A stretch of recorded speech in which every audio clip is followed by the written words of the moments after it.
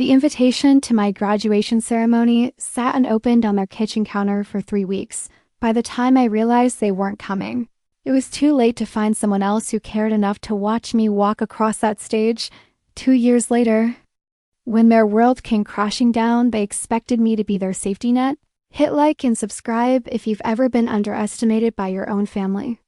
My name is Celeste Rivera. I am 32 years old, and I live in Portland, Oregon, in a converted warehouse apartment that overlooks the industrial district. The exposed brick walls and floor-to-ceiling windows suit me perfectly. There's something honest about raw materials, about spaces that don't pretend to be anything other than what they are. I suppose that's why I've always struggled with my family.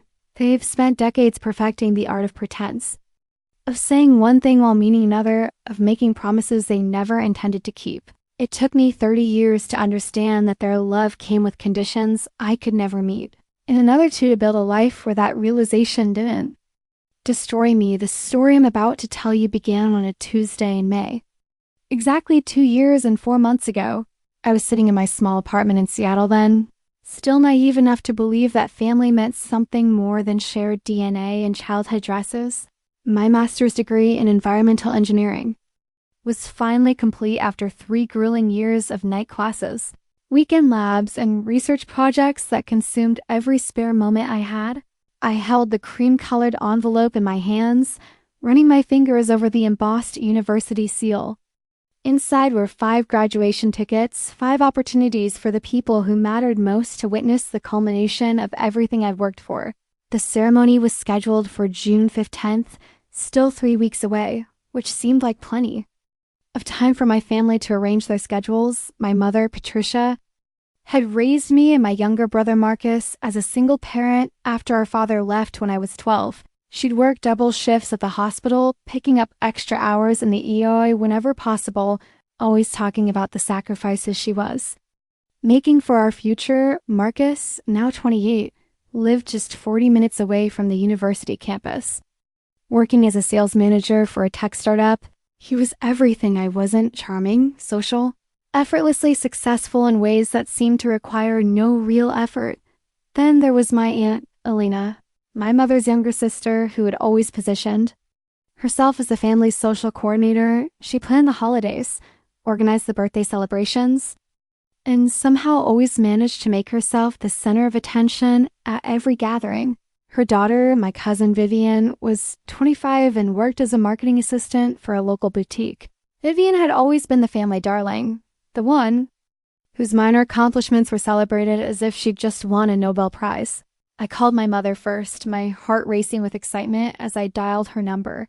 She answered on the 4th ring, her voice carrying that familiar edge of exhaustion. That had become her default tone over the years. "Celeste? What's wrong?" "You never call during the day." "Nothing's wrong, Mom. Actually, something's really right." I took a deep breath, savoring the moment. "I wanted to let you know that my graduation ceremony is on June 15th. I have tickets, and I'd really love for you to be there." There was a pause, and I could hear the sound of papers rustling in the background. June 15th? Let me check my calendar. That's a Saturday, right? Yes, it starts at 2 in the afternoon. The ceremony should last about 2 hours, and then maybe we could go to dinner afterward. I was thinking we could try that new Italian place downtown. "Oh, honey, I'm so proud of you. A master's degree. Can you believe it?" "Elena's going to be so impressed." She paused again, and I could hear her flipping through what sounded like a appointment book. "Let me talk to Marcus and Elena, see if they can make it. You know how busy everyone gets." "Of course I'm going to call Marcus next, and then Elena. I just wanted to give everyone plenty of notice." "That's smart. You know how Elena likes to plan ahead." We talked for a few more minutes about the logistics, about what I should wear, about whether I decided on a restaurant for afterward. My mother seemed genuinely excited, asking questions about my thesis research and complimenting me on my persistence. For a moment, I felt like maybe things were different now. Like maybe my accomplishments were finally significant enough to warrant their attention. Marcus was next on my list. His phone went straight to voicemail, which wasn't unusual. He was always in meetings or presentations. building his career. With the kind of focused intensity that seemed to come naturally to him, I left a message with all the details, emphasizing how much it would mean to me to have him there. He called back that evening, just as I was settling in with a cup of tea and a research paper I'd been meaning to review. "Hey, Cel, congratulations on the graduation thing. Mom told me you're finally done with school." "Thanks, Marcus. It's been a long 3 years. But I'm really proud of what I've accomplished. Did you get my message about the ceremony?" "Yeah, about that, June 5th, 10th is tricky for me. I've got this big presentation to potential investors that week, and weekends are really the only time I can prepare properly. You know how it is." I felt my stomach drop slightly, but I kept my voice steady. "The ceremony is just 2 hours, and it's on a Saturday afternoon. Maybe you could prepare in the morning and then come?" "I don't know, Cel. These investor meetings are make or break for my career. If this deal goes through, I'll be looking at a promotion and a significant salary increase. I'm sure you understand." "Of course I understand how important your career is. It's just that this is important to me too. I've been working toward this degree for 3 years." "Right, and that's great, really impressive. But you've got to see this from my perspective. Your graduation is one day, but this presentation could change my entire future." We talked for a few more minutes, with me trying to find some compromise, and Marcus explaining in increasingly elaborate detail why his schedule was impossible to adjust. By the time we hung up, I was reasonably certain he wasn't coming, though he hadn't definitively said no. Elena was my last call, and I waited until Thursday evening to try her, hoping to catch her when she wasn't rushing around managing some crisis or another. She answered on the second ring, her voice bright and cheerful. "Celeste, how are you, sweetheart? I feel like it's been ages since we talked." "I'm good, Aunt." "Elena, really good, actually. I'm calling with some exciting news." "Oh, wonderful." "I love good news. Tell me everything." I explained about the graduation ceremony, about how much it would mean to me to have family there, about the dinner I was hoping to organize afterward. Elena listened attentively, asking questions and making all the right encouraging sounds. "June 5th, 10th, you said?" "Let me think about that date." There was a pause, and I could hear her clicking through what sounded like a digital calendar. "Oh, that's right. Vivian's boyfriend is having his birthday party that weekend. She's been planning it for months. You know how she is about parties. The ceremony is just in the afternoon. Maybe you could come to the graduation and then head to the party afterward." "Well, the party starts at noon, and you know how these things go once they get started. It's hard to leave, plus Vivian really wants me there for the whole thing. She's been so stressed about getting everything perfect." I felt a familiar knot forming in my stomach, the same feeling I'd had countless times throughout my childhood when family events were rearranged around someone else's needs. I understand that Vivian's party is important, but this is my graduation. I've been working toward this for 3 years. Oh, sweetheart, I know how hard you've worked. I'm so proud of you. But you have to understand, Vivian's been planning this party for months. She's booked the venue, ordered the catering, sent out invitations. It's a really big deal. My graduation is a big deal too. Of course it is. Don't think I don't realize how important this is. But the thing is, you'll have other opportunities to celebrate. Vivian's boyfriend only turns 26 once, you know? The conversation continued for another 10 minutes, with Elena explaining in increasingly complex ways why Vivian's boyfriend's birthday party was more important than my graduation. She promised to take me out for a special dinner the following weekend. Just the two of us to celebrate properly. She said she'd buy me a beautiful gift. Something I could always remember this achievement by the time I hung up.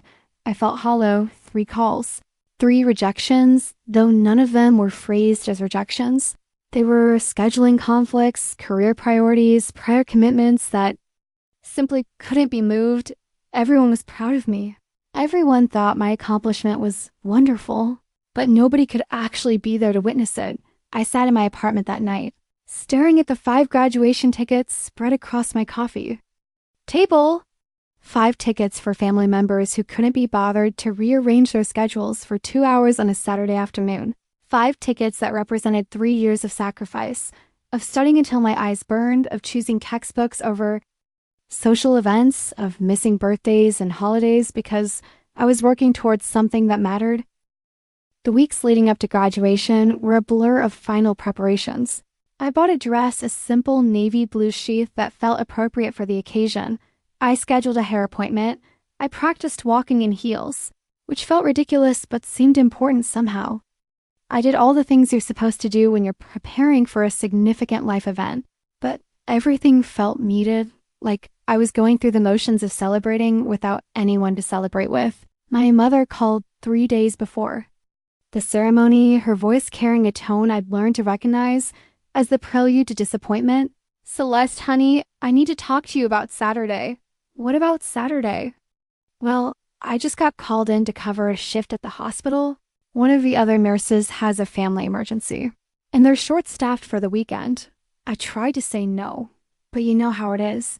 When people's lives are on the line, you can't really put your own plans first. I closed my eyes, leaning back against my kitchen counter. "Mom, this is my graduation. We've been planning this for weeks." "I know, sweetie, and I'm heartbroken about it, but Mrs. Henderson, you remember Mrs. Henderson from down the street? Her husband is having surgery on Saturday morning, and she specifically requested that I be there. She's been so worried about him, and I just couldn't let her down." "What about letting me down?" "Oh, honey, that's not how I mean it. You're my daughter, and I'm proud of you no matter what. But you're also strong and independent, and you understand that sometimes life gets in the way of what we want. This isn't about what I want. Mom, this is about what matters. I've been working toward this degree for 3 years. I've sacrificed everything for it, and that's wonderful. Sweetheart, but this is just one day. Your degree will still be just as valuable whether I'm there or not." We talked for another 15 minutes of my mother explaining how guilty she felt, how much she wished things were different, how she'd make it up to me somehow. But beneath all the apologies and explanations, the message was clear. My graduation was not important enough to justify disappointing anyone else. Marcus called the next day with his own version of the same conversation. The investor meeting had been moved to Saturday afternoon, and unavoidable. Conflict that would determine the future of his career. Elena sent a text message that night, full of heart emojis and exclamation points, explaining that Vivian's party had grown into a much bigger event than expected, and she simply couldn't leave in the middle of it. Saturday morning arrived gray and drizzly. Typical Seattle weather that seemed to match my mood. I got dressed carefully, applying makeup that would hopefully last through whatever emotions the day might bring. The navy dress fit perfectly, and the heels are more comfortable than I'd expected. I looked in the mirror and saw someone who was ready to receive a master's degree. Someone who had worked harder than she'd ever worked for anything in her life. The graduation ceremony was held in the university's main auditorium, a grand space with soaring ceilings and rows of seats that seemed to stretch on forever. I arrived early, hoping to find a good spot where I could see and be seen, though I realized with a sharp pang that there was nobody looking for me in the crowd. The auditorium filled slowly with families, clusters of people carrying flowers and cameras, grandparents moving carefully down the aisles, children dressed in their best clothes. I watched them all, noting the way parents saved seats for each other, the way siblings jostled for the best view, the way everyone seemed to belong to someone. My row was called halfway through the ceremony, and I walked across the stage with as much dignity as I could muster. The dean shook my hand, congratulated me on my research, and handed me the diploma that represented 3 years of my life. I heard my name announced over the auditorium's sound system, and I smiled for the photographer. But the moment felt strangely empty. After the ceremony, I stood outside the auditorium watching families reunite, watching graduates pose for pictures with their loved ones, watching the celebration that was supposed to be mine unfold all around me. I took a selfie with my diploma, posting it to social media with a caption about hard work and perseverance. Within minutes, I had dozens of likes and comments from colleagues, classmates, and distant friends, all congratulating me on my achievement. My mother was the first family member to respond, writing a long comment about how proud she was. how much she regretted missing the ceremony, how she couldn't wait to celebrate with me properly. Marcus posted a thumbs up emoji. Elena shared the post with a caption about how smart her niece was. I drove home in silence, still wearing my graduation dress, my diploma propped against the passenger seat. The rain had stopped, and the late afternoon sun was beginning to break through the clouds. But I felt none of the joy I'd expected this day to bring. Instead, I felt a strange kind of clarity, as if I'd been seeing my family through a fog for years and it had finally lifted. That evening, I made a decision that would change everything. I opened my laptop and began researching job opportunities in other cities, places where I could start fresh without the weight of family expectations and disappointments. Within a week, I had interviews scheduled in Portland, Denver, and Austin. Within a month, I had accepted a position with an environmental consulting firm in Portland, doing exactly the kind of work I dreamed about throughout graduate school. The move felt like shedding an old skin. I found the converted warehouse apartment with its honest brick walls and industrial windows. I bought furniture that reflected my taste rather than my budget. I made friends with colleagues who appreciated my expertise and enjoyed my company. For the first time in my life, I felt like I was living authentically without constantly measuring myself against other people's expectations. I maintained polite contact with my family, answering their calls and texts, sending birthday cards and holiday greetings. But something fundamental had shifted. I no longer arranged my schedule around. Their needs no longer dropped everything when they called with their various crises. No longer pretended that their priorities were automatically more important than mine. The change was subtle at first. When my mother called asking me to drive up to Seattle for Marcus's birthday party, I politely declined, explaining that I had plans that weekend. When Elena invited me to Vivian's engagement party, I sent a nice gift but didn't attend. When Marcus asked me to help him move apartments, I recommended a moving company instead of offering to spend my weekend lifting boxes. They seemed puzzled by my unavailability, but not particularly concerned. I think they assumed I was just busy with my new job. Adjusting to life in a new city, none of them seemed to connect my absence to their absence from my graduation, or to consider that their priorities might have consequences. The real test came about 18 months after I moved to Portland. I was settling into my new life, thriving in my career, and genuinely happy for the first time in years. I'd been promoted to senior consultant, recognized for my innovative approach to environmental impact assessments, and invited to present my research at a national conference. My work was challenging and meaningful, and I was building a reputation as someone who could solve complex problems with creative solutions. I was working late one Thursday evening, reviewing a particularly complex project involving watershed restoration.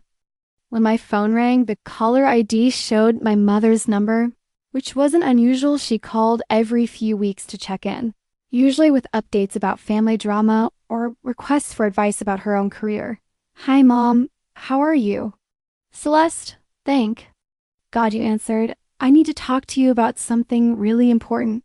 There was something in her voice that made me sit up straighter, something urgent and strained that I'd never heard before. "What's wrong?" "Is everyone okay?" "Well, that depends on how you define okay. We're all healthy, if that's what you mean, but we're in serious trouble, honey. The whole family is in serious trouble." She went on to explain that Marcus's tech startup had collapsed spectacularly. The investors he'd been so worried about impressing had turned out to be involved in some kind of financial fraud. And when the whole scheme fell apart, Marcus's company had been caught in the fallout. He'd lost not just his job, but his entire savings, which he'd invested in company stock. Worse, he'd taken out a second mortgage on his condo to buy even more stock, convinced that the company was about to go public and make him wealthy. "He's looking at losing everything, Celeste. The condo, his car, everything. He's been staying with me for the past month, but my apartment is so small, and honestly, I don't know how long I can manage having him there." "That's terrible, Mom. I'm so sorry to hear that Marcus is going through this. It gets worse. Elena's boutique is failing too. Apparently, she's been covering payroll with her personal credit cards for months, trying to keep the business afloat. She owes almost $60,000 to various creditors, and they're starting to call in the debts. I felt a familiar knot forming in my stomach. The same feeling I'd had during that phone call about my graduation. That sounds really difficult for everyone. Vivian's in trouble too, she co-signed, on some of Elena's business loans, and now she's responsible for payments she can't afford. She's working 2 jobs just to keep up with her own rent. And she's still not making enough to cover the loan payments. Mom, I'm really sorry that everyone is struggling. This sounds like an incredibly stressful situation. It is, sweetheart. It's the worst thing that's ever happened to our family. But the thing is, we think we might have a solution. And there it was. The moment I'd been unconsciously preparing for since I'd walked across that graduation stage alone. Since I'd realized that my accomplishments would always be secondary to their needs, since I'd understood that their love came with conditions I could never meet. What kind of solution? Well, you're doing so well in Portland, you've got that great job, and you're making good money. And you've always been so responsible with finances. We were thinking that maybe you could help us out, just temporarily until everyone gets back on their feet. Help you out how? Elena needs about $60,000 to pay off her creditors and keep the boutique open. Marcus needs about $40,000 to catch up on his mortgage payments and avoid foreclosure. Vivian needs maybe $15,000 to cover her share of the business loans until she can find a better job. I did the math quickly. You're talking about more than $100,000. Mom, I know it sounds like a lot, but it's not really that much when you spread it out over time, and we wouldn't expect you to just give it to us. We'd pay you back with interest as soon as everyone gets back on their feet. When do you think that would be? Well, Elena thinks she can turn the boutique around within 6 months if she can just get caught up on our debts. Marcus is interviewing for several positions, and he's confident he'll find something soon. Vivian is looking into going back to school for a better degree, maybe something in business management.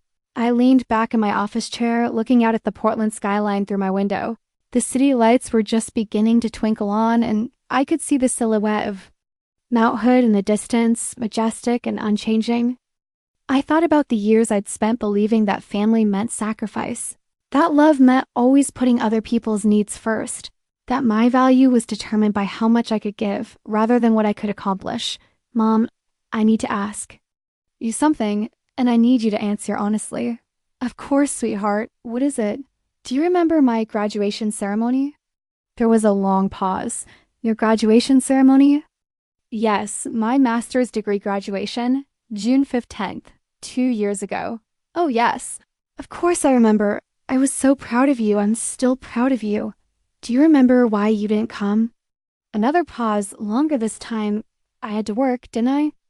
There was some kind of emergency at the hospital. Mrs. Henderson's husband was having surgery, and she specifically requested that you be there. Right? That's right. I felt terrible about missing it, but you know how it is when people are depending on you. And do you remember why Marcus didn't come? He had that big presentation, the investor meeting. His career was really on the line. And Elena? Vivian's boyfriend's birthday party. She'd been planning it for months. I closed my eyes, feeling the weight of those memories, the sharp edge of disappointment that had somehow transformed into something else over the past 2 years. So when Mrs. Henderson needed you, you were there. When Marcus needed to focus on his career, you supported that. When Vivian needed Elena for her boyfriend's party, that took priority. Celeste, I can hear something in your voice. What are you trying to say? I'm trying to say that for my entire life. I've watched this family rally around each other's needs. I've seen you drop everything to help Marcus with his problems, to support Elena through her crises, to make sure Vivian has everything she needs. But when I needed you, when I needed my family to show up for the most important day of my academic life, everyone had something more important to do. Sweetheart, that's not fair. We've always supported you. Have you? When I was struggling to pay for graduate school, working 2 jobs, and taking out loans, did anyone offer to help? When I was spending every weekend in the library, missing family gatherings because I was researching my thesis, did anyone ask if I needed support? When I got my first job offer, when I moved to Portland, when I got promoted, did anyone celebrate? Those things the way you celebrated Marcus's job or Vivian's engagement? That's different. You've always been so independent, so capable. You didn't seem to need help the way they do. I didn't need help because I learned early that help wasn't available. I became independent because dependence was a luxury I couldn't afford, and now, when everyone else's independence has failed them, you want me to be the solution. The silence stretched between us, punctuated only by the sound of my mother's breathing on the other end of the line. When she finally spoke, her voice was smaller, more fragile than I'd ever heard it. Celeste, we're desperate. We don't know where else to turn. I understand that you're desperate, but I need you to understand something too. For 30 years, I've been the person who took care of herself, who didn't ask for help, who made sacrifices so that other people could have what they needed. I've been the reliable one, the responsible one, the one who always figured things out, and we've always appreciated that about you. But you've never rewarded it, you've never celebrated it, you've never prioritized it, and now, when everyone else's choices have led to consequences, you want me to save them from those consequences. We're family, Celeste. Family helps each other. Where was my family when I needed them? The question hung in the air between us, heavy with years of accumulated hurt and disappointment. I could hear my mother crying softly on the other end of the line, and part of me wanted to take it all back, to apologize for being harsh, to promise that I'd figure out a way to help everyone. But the larger part of me, the part that had grown stronger over the past 2 years, knew that this was the moment when I had to choose between the person I'd always been and the person I wanted to become. Mom, I love you. I love all of you. But I can't be the solution to everyone else's problems, especially when I've never been the priority in anyone else's life. So you're just going to abandon us? You're going to let us lose everything? I'm going to let you handle your own problems the way I handled mine. I'm going to let you figure out your own solutions the way I figured out mine. I'm going to let you be adults. We talked for another hour with my mother cycling through anger, guilt, bargaining, and grief. She reminded me of everything she'd sacrificed for me as a child, everything she'd given up to make sure I had opportunities. She talked about family loyalty, about the importance of helping each other, about how disappointed she was in my selfishness, but she never once acknowledged that my graduation had mattered. She never once apologized for choosing other people's needs over mine. She never once recognized that her current crisis was no different from the struggles I'd faced alone throughout graduate school and beyond. By the time we hung up, I felt drained but strangely peaceful. I'd finally said the things I'd been thinking for years, finally stood up for myself in a way that felt authentic and necessary. I'd finally chosen my own well-being over their expectations. The next few weeks were difficult. Marcus called repeatedly, alternating between anger and desperation. Elena sent long text messages about family loyalty and shared responsibility. Vivian left voicemails that started with guilt and ended with threats. My mother called every few days, each conversation a variation on the same theme. I was being selfish. I was abandoning my family. I was forgetting where I came from. But I also started hearing from other family members, distant relatives who'd watched the dynamics for years but never said anything. My cousin David, Elena's older son who lived in Chicago, called to tell me he thought I was doing the right thing. My mother's best friend, who'd known me since I was a child, sent a card saying she was proud of me for finally standing up for myself. Most surprisingly, I heard from my father, who'd been absent from my life for almost 20 years. He'd somehow gotten my phone number from a mutual friend, and he called one evening to tell me that he'd heard about the family crisis and my response to it. I know I don't have any right to give you advice, he said, his voice carrying the weight of decades of regret. But I want you to know that I think you're doing the right thing. I spent years trying to be the solution to everyone else's problems, and it nearly destroyed me. Sometimes the kindest thing you can do is let people face the consequences of their own choices. The conversation with my father was brief, but healing in a way I hadn't expected. He told me that he'd always been proud of my independence, that he'd worried about me growing up in a family that seemed to take my strength for granted. He said that learning to say no to family was one of the hardest but most important lessons anyone could learn. 6 months later, I got updates on everyone's situations. filtered through the family gossip network that always seemed to function. Regardless of who was speaking to whom, Marcus had found a new job, though not in the tech industry. He'd had to sell his condo, but he'd managed to avoid foreclosure by working with the bank to arrange a short sale. He was living in a smaller apartment, working for a traditional manufacturing company. Making less money but building a more stable career, Elena had closed the boutique, but she'd managed to negotiate payment plans with most of her creditors. She'd taken a job with a larger retail chain, working in management and applying the skills she'd developed during her entrepreneurial years. Vivian had decided to go back to school, enrolling in a business program that would help her build a more sustainable career. My mother had been the most affected by my refusal to help. She'd taken out a loan against her retirement savings to help Marcus with his immediate needs, and she co-signed on some of Elena's payment plans. She was working extra shifts to make ends meet, and she'd had to postpone her own retirement by several years.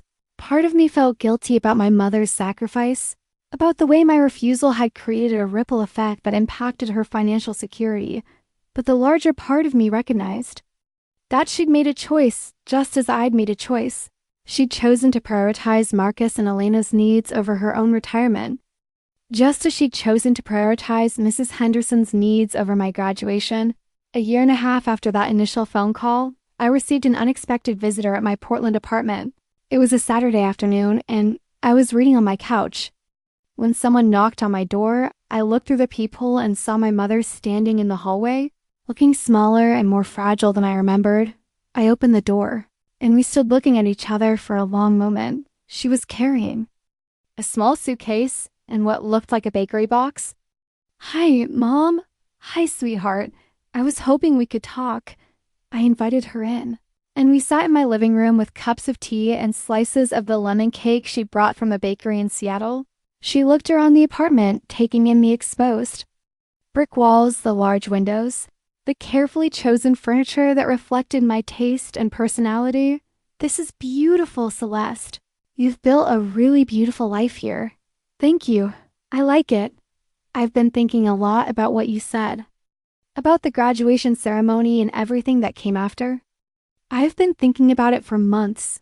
I waited, not sure what kind of conversation we were about to have. "I owe you an apology, a real apology, not just an excuse or an explanation." She set down her teacup and looked directly at me. "I was wrong to miss your graduation. We were all wrong.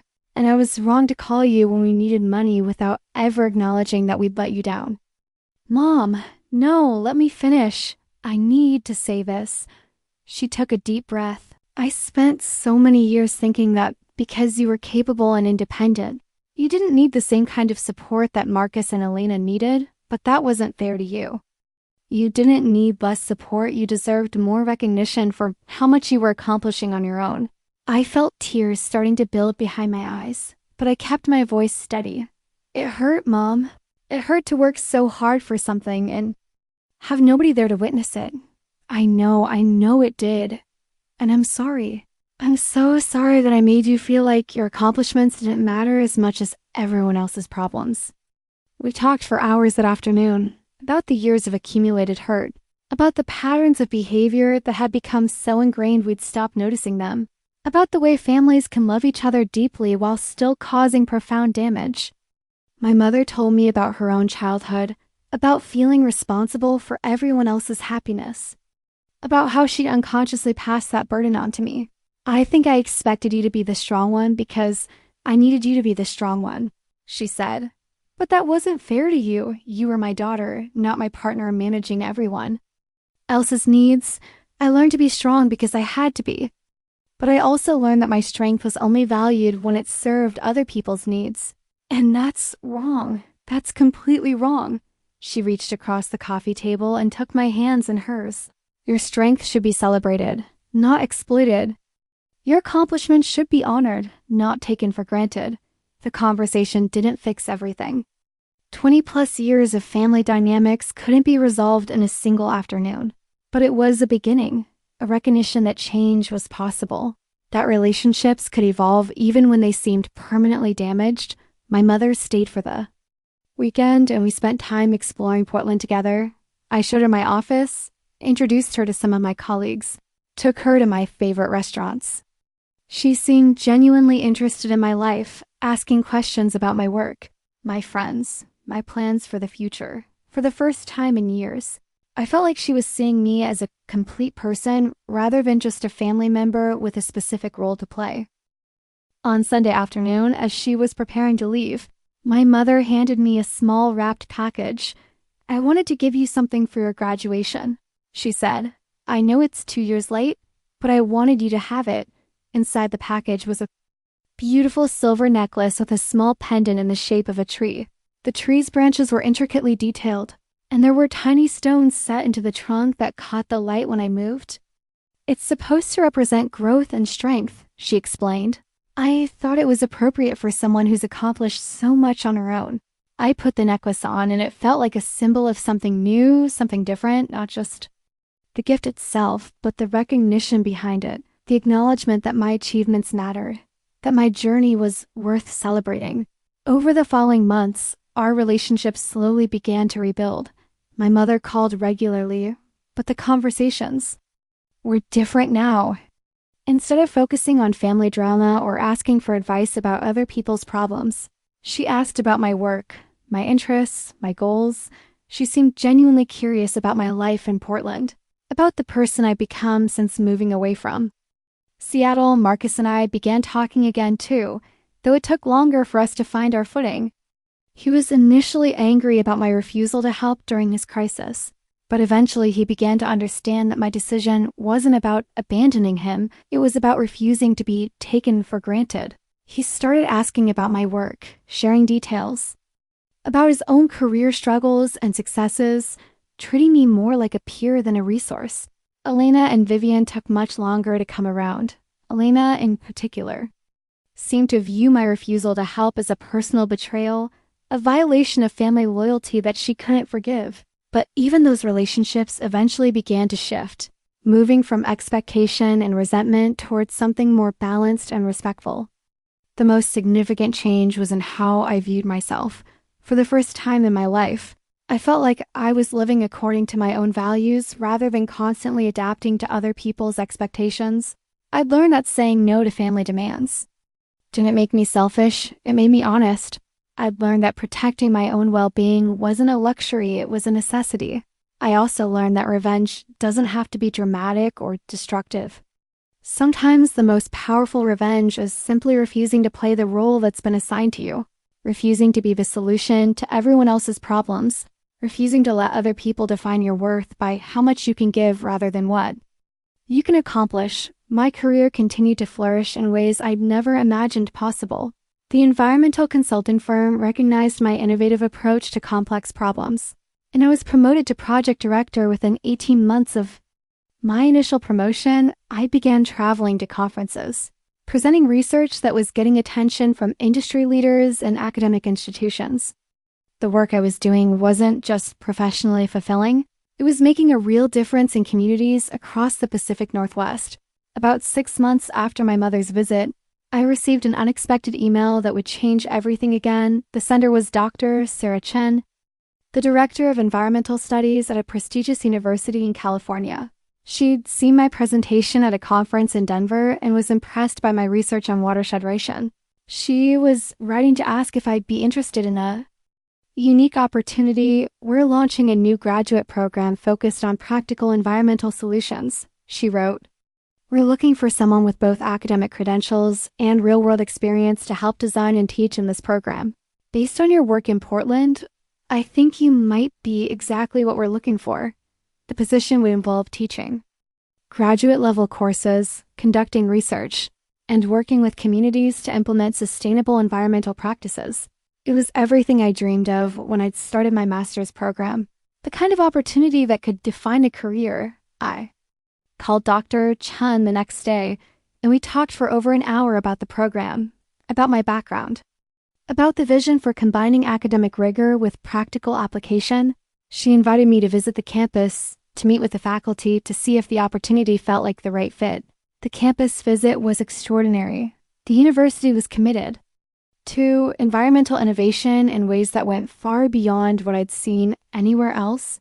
They had sustainable buildings, renewable energy systems, and research facilities that were pushing the boundaries of what was possible. The faculty was diverse and passionate, bringing together experts from engineering, policy, biology, and social sciences. But what impressed me most was the student body. These weren't just bright young people looking for degrees, they were activists, innovators, and changemakers who wanted to use their education to solve real problems. They reminded me of myself during graduate school. Driven by a sense of purpose that went beyond personal achievement, I accepted the position, and 3 months later, I was packing up my Portland apartment, preparing for another move and another new beginning. This time, though, the move felt different. I wasn't running from anything. I was running toward something, toward a future that aligned with my values and my vision for my life. The university provided a beautiful faculty apartment near campus with a view of the mountains and access to hiking trails that wound through protected wilderness areas. I decorated the space with furniture that reflected my journey, the industrial coffee table from my Portland apartment, the bookshelf that had held my textbooks throughout graduate school, the framed diploma that had once felt like a lonely accomplishment but now felt like the foundation of everything I built. My first semester teaching was challenging but exhilarating. I was working with graduate students who were passionate about environmental issues, who brought energy and creativity to every class discussion. I was conducting research that was getting published in respected journals, work that was being cited by other scholars and used by policymakers, but the most rewarding part of my new life was the relationships I was building. My colleagues became genuine friends, people who valued my expertise and enjoyed my company. I was dating someone wonderful, a fellow professor who taught sustainable agriculture and shared my passion for environmental justice. For the first time in my life, I felt like I was part of a community that saw and appreciated the whole person I was, not just the role I could play in their lives.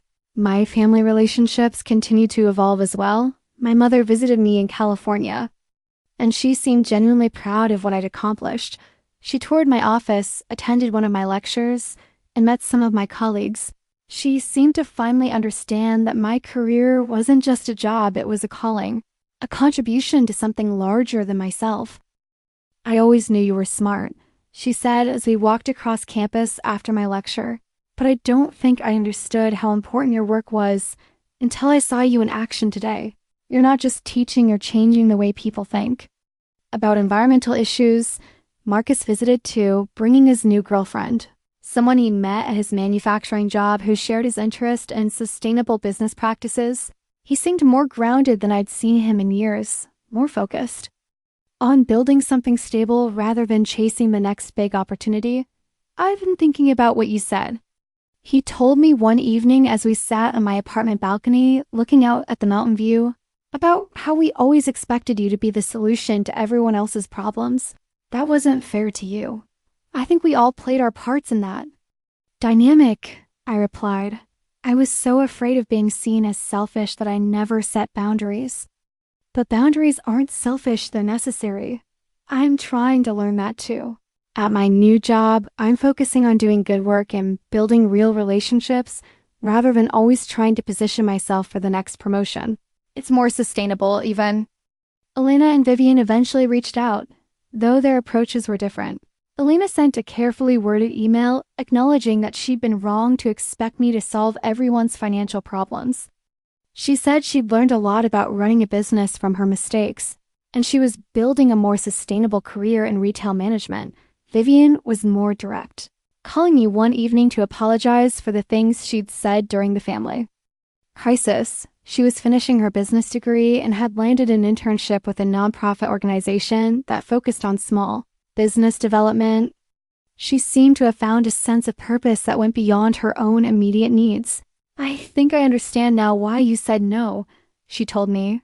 "You weren't abandoning us. You were refusing to enable us. We needed to learn how to solve our own problems." The conversation that meant the most to me, though, came from an unexpected source. About a year after I'd started teaching, I received a call from Mrs. Henderson, the woman whose husband's surgery had been the reason my mother missed my graduation ceremony. "I hope you don't mind me calling," she said. "Your mother gave me your number. I wanted to talk to you about something that's been weighing on me, Mrs. Henderson went on to explain that she'd recently learned about my graduation ceremony, about how my mother had missed it to be with her at the hospital. She'd been horrified to realize that her crisis had prevented my mother from attending such an important event. "I need you to know that I never asked your mother to miss your graduation," she said. "I didn't even know about it. If I had known, I would have insisted that she go. My husband's surgery was routine, and I had plenty of other support available, Mrs. Henderson. That's not your fault. You were dealing with a medical crisis. But it wasn't really a crisis. I was anxious about the surgery, but it was a standard procedure. Your mother just assumed I needed her there because that's the kind of person she is. She puts everyone else's needs first, even when those needs aren't as urgent as they seem." The conversation with Mrs. Henderson was illuminating in a way I hadn't expected. It confirmed something I'd suspected but hadn't wanted to acknowledge. That my mother's pattern of prioritizing other people's needs over mine wasn't always driven by genuine emergencies. Sometimes it was driven by her own need to feel needed, her own difficulty with saying no to anyone who asked for help. Understanding this didn't excuse the pattern, but it helped me see it in context. My mother wasn't malicious or deliberately hurtful. She was trapped in her own patterns of behavior. Just as I had been trapped in mine, the difference was that I'd found a way to break free. While she was still learning 2 years into my teaching career, I received recognition that felt like the culmination of everything I've worked toward.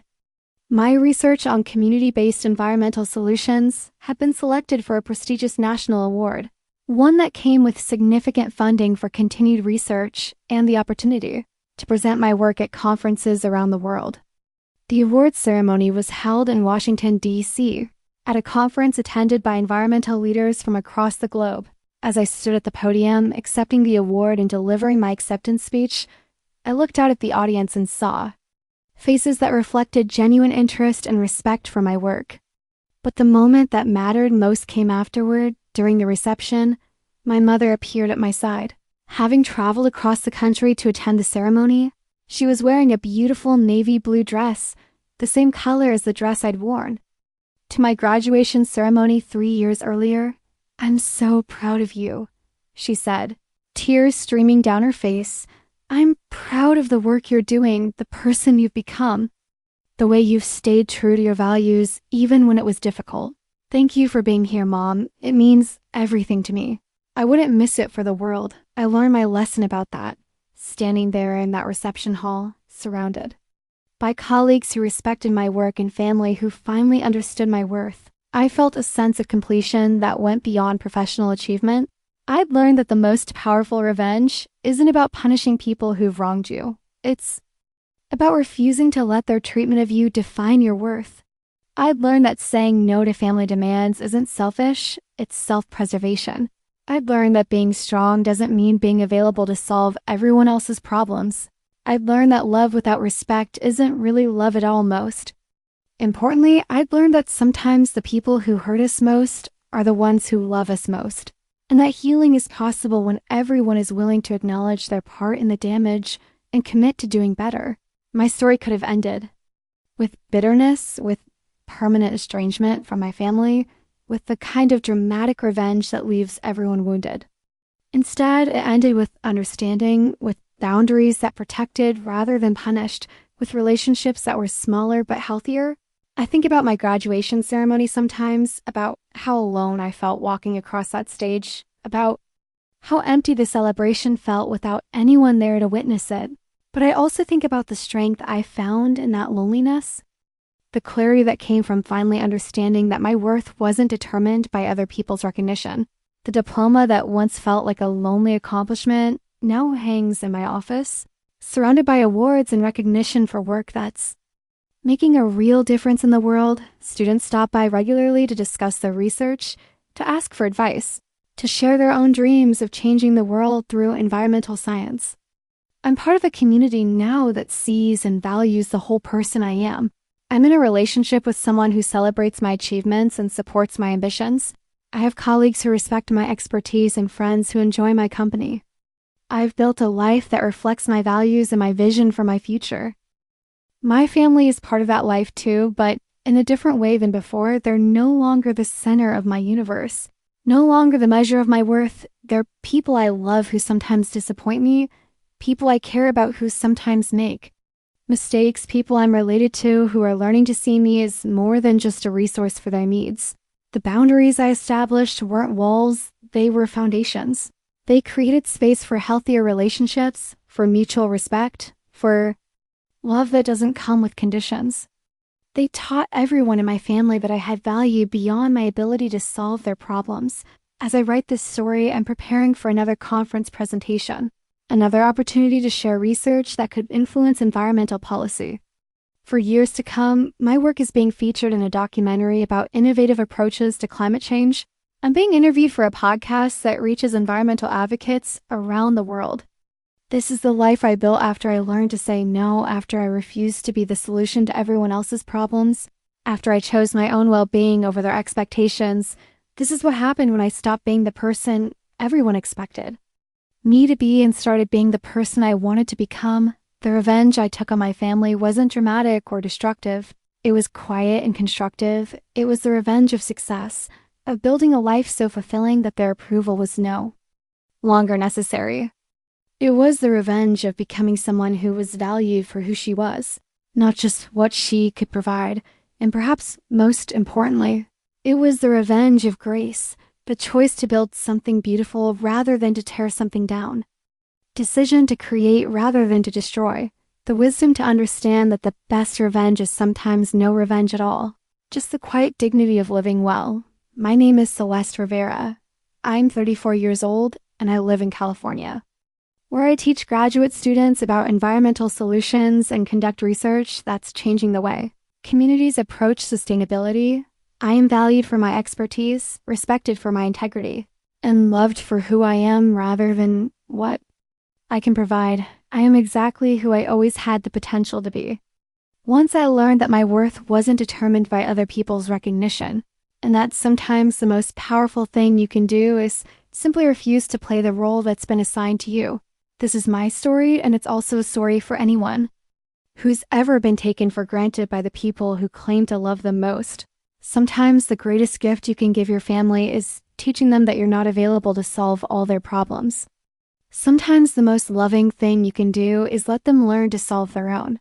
Have you ever been betrayed by the people closest to you? Share your story in the comments. Someone out there needs to hear it.